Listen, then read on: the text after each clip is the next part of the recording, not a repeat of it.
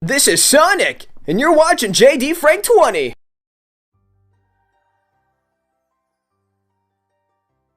Alright, here's the Sonic Frontiers Prologue Convergence Part 1 of the comic strips. Yes, I mean, I've known they were teasing about this since last week. I just had a lot of other topics. So let's catch up. Here are the first 4 pages right here that they showed on the comic. The team goes to bat against Dr. Eggman, but not everything is as it seems.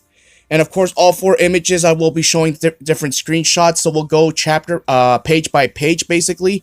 So, but you'll have my commentary to go over it to give you a clear understanding. Sonic and Tails patrolling the area, and apparently Amy was on this island by herself, and apparently there was a Dr. Eggman robot here, and apparently Sonic realizes, oh, it looks like she needs some help. Well, no shit, Sonic, of course she would need help. I mean, look at this. Yeah, and look, Sonic and Tails are here. Your chances of beating me just went from slim to none, Eggman. And Dr. Eggman says, get a load of this.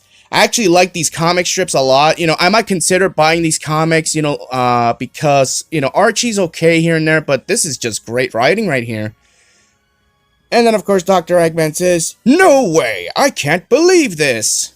Well, actually, I like the way that Dean Bristow said it. It was just better, well said. And then, of course, and now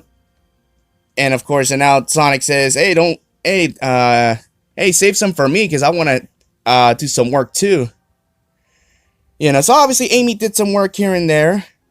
And then, you see, Dr. Eggman was going to go for, most likely, a crab hammer attack, going for both Sonic and Amy. When you see this scene right here, all systems full power, basically wiping them both out. But then Amy's Pico Hammer was able to basically be strong enough to propel that attack. So she basically saved them both, actually, from that attack. And then obviously Tails, being the mechanic that he is, the mechanic super genius, uses a giant wrench basically to wreck Eggman's plans, literally. And then Eggman says time for a change of pace, and then all the team members just attack Dr. Eggman's mech. Pretty cool and all. And then when you realize what happened, they made an astonishing discovery that wasn't the real Dr. Eggman, basically. So again, I get Sonic Hero vibes out of this. Not only for what we've already seen with the combat and the story similarities in a way, but also the scene where basically it was a fake Dr. Eggman robot. Once you discover that in after the Egg Albatross fight, you realize that was a fake Dr. Eggman.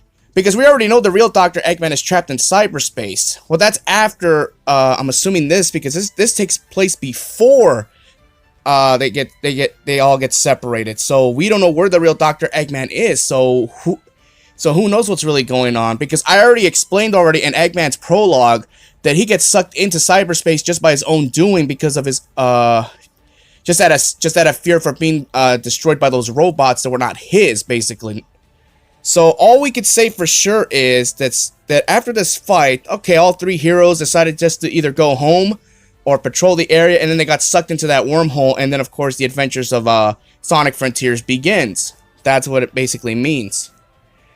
So overall, I love the fact that they did this via comic book style, and I love the fact that we could do commentary and give you all an understanding of what went on without actually having any video playing. I'm actually glad they didn't do video for this. I actually love the fact they did it comic book style, because the writing is so much better when it's a comic book style, and not only that, it's just more entertaining, in my honest opinion. So they apparently said this is part 1, obviously, so they only showed off 4 images, so this is pretty cool. And obviously on Twitter, we're just seeing some replies here and there, everyone saying, it's here. And then, of course, everybody's posting the meme, obviously, of Sonic Heroes, where everybody's saying, it's a fake? It's a fake? So yeah, man, this is gonna be pretty dope, too. Now, obviously, this is just a comic book strip. Now, I'm not sure if any of this is gonna be part of the actual game. It might be. Normally, what's in the comic books, I've been told, is non-canon to the actual game, so we'll have to wait and see, but it's pretty dope, though. This is pretty, I understand it. Wow, this is awesome. So you get a lot of references from Sonic Adventure, you get so many references from Sonic Heroes, that's pretty cool. I guess you could throw an Adventure 2 in there just because of that faker gimmick, or maybe not, but still, I mean, this is awesome here.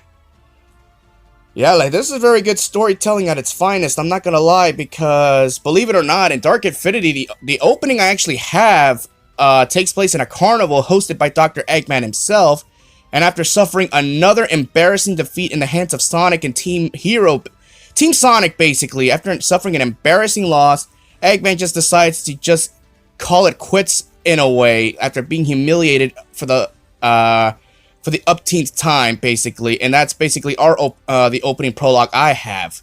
It's funny because in that scene, I actually have Sonic and Amy actually in the car. They're together, obviously, and one of the rides was actually going to be a Tunnel of Love ride, but just before that was going to happen, obviously Dr. Eggman started causing havoc, sending out his robots, and then of course Sonic saying, "Oh, I guess we have to go to work."